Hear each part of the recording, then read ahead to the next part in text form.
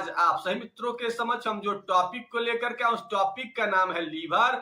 मानव शरीर का एक बहुत बड़ा अंग लीवर होता है, जिसके माध्यम से आप अनेक प्रकार के रोगों को ठीक कर सकते हैं। तो सबसे पहले आज हम आप लोगों को ये बताएंगे कि लीवर से संबंधित जो रोग होते हैं उनमें प्रमुख रोग क्या क्या होते हैं और लीवर का संबंध किन ग्रहों से होता है और लीवर से संबंधित समस्याओं को कैसे ठीक करें। इन तमाम बातों की जानकारी आज के एपिसोड में देने वाले हैं, अतः धैर्यपूर्वक और ध्यानपूर्वक आज के एपिसोड को सुने और सुनने के बाद अपनी जिंदगी से लीवर जनित समस्या हो या गुरु ग्रह जनित समस्याएं हो, उन सब समस्याओं का समापन कर ले। तो सबसे पहले यह चर्चा करते हैं कि गुरु ग्रह से संबंधित प्रमुख रोगों में क्या क्या होता है। तो सबसे पहले आपका लीवर सिरोसिस जो रोग होता है वो गुरु ग्रह से संबंधित भी होता है और आपके लीवर से संबंधित भी होता है। इसके अलावा आपका पीलिया जो रोग होता है वो भी लीवर से संबंधित समस्या होता है।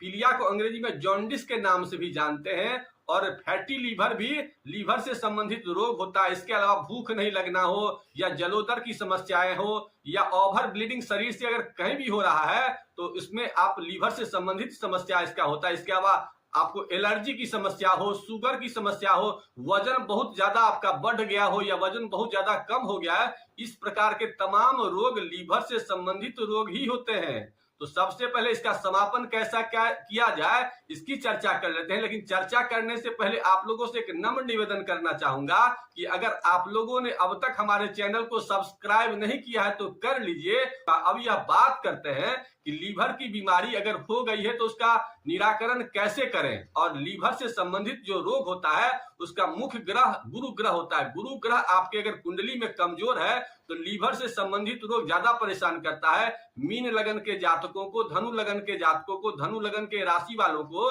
या मीन राशि वालों को लीवर से संबंधित रोग ज्यादा परेशान करते हैं।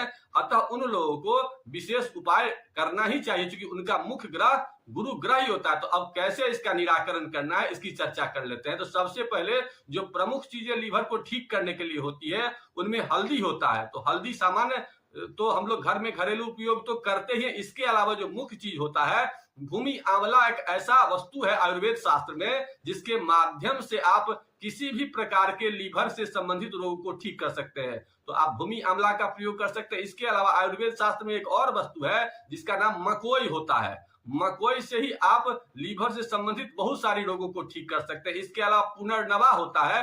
पुनर्नवा का भी अगर आप प्रयोग करते हैं तो इससे भी आप लीवर से संबंधित अनेक प्रकार के रोगों को ठीक कर सकते हैं। इसके अलावा गन्ना भी आपके लीवर से संबंधित रोगों में विशेष सहायक होता है। इसके अलावा मूली भी आपके लीवर से संबंधित रोगों को ठीक कर सकता है। इसके अलावा आप पपीता के माध्यम से भी लीवर जनित समस्याओं को ठीक कर सकते हैं।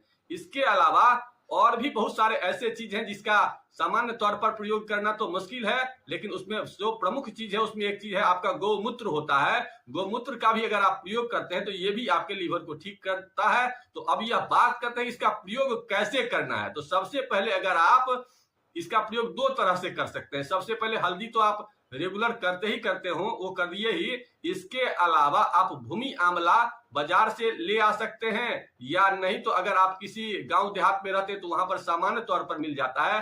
तो भूमि आंवला ले आइए, मकोई ले आइए, पुनर्नवा लाइए, तीनों को ले आइए और तीनों को एक साथ मिला करके उसका या तो पाउडर बना लीजिए और अगर पाउडर नहीं है तो काढ़ा बना करके भी इसका प्रयोग कर सकते हैं। काढ़ा कैसे बनता है तो 4 कप पानी डालिए और 4 कप पानी डालने के बाद उसमें 1 चम्मच जो है ना तीनों का मिक्सर पाउडर डाल दीजिए और उसे खूब बॉयल कीजिए और बॉयल करने के बाद उसमें से जब 1 कप बच जाए तो सुबेरे उसका खाली पेट छान करके पीजिए। अगर आप लोगों को ये तीनों चीज नहीं मिलता है तो पतंजलि स्टोर तो सब जगह उपलब्ध है। तो पतंजलि स्टोर में भी इसका आपको सर्वकल्प क्वाथ के नाम से एक पैकेट आता है जो 35-40 रुपया के आसपास में आता है। उसको आप घर पे ले आकर के भी इसका प्रयोग कर सकते हैं। इसके प्रयोग से आप देखेंगे लीवर जनित जो भी समस्याएं हैं उन सब समस्याओं का आप समापन कर पाएंगे। इसके अलावा जो साधारण लोग जिनको लीवर से संबंधित समस्या है उनको क्या करना है तो उनको गन्ना का जूस बाजार में तो मिलता ही है, हर एक प्रदेश में मिलता है। तो गन्ना का जूस प्रयोग करना है और गन्ना के जूस में थोड़ा सा चूना डालना है। चूना डाल करके और गन्ना के जूस को, चूना कितना डालना है तो चूना आपको गेहूं के दाना के बराबर जाना, मटर दाना से थोड़ा सा छोटा, मतलब आधा ग्राम के आसपास में चूना डाल करके और उस गन्ना के जूस में मिला करके और बढ़िया से उसको पीना है। ऐसा आप करेंगे तो लीवर जनित समस्याएं का समापन हो जाएगा। इसके अलावा इसमें क्या क्या और चीज विशेष परहेज करना है तो सबसे पहले आपको मैदा से बने सामानों का प्रयोग बिल्कुल भी नहीं करना, क्योंकि मैदा जितना आप चिकना सामान खाएंगे उतना लीवर आपका सही से एक्टिव नहीं होगा। तो मैदा से बने सामानों का आपको परहेज करना है। इसके अलावा अपने भोजन में ये ध्यान रखिए कि पपीता का प्रयोग जरूर होना चाहिए। जब भी पपीता का सीजन हो और सीजन हो तो देसी पपीता का प्रयोग करिए, इसका विशेष ध्यान रखिए।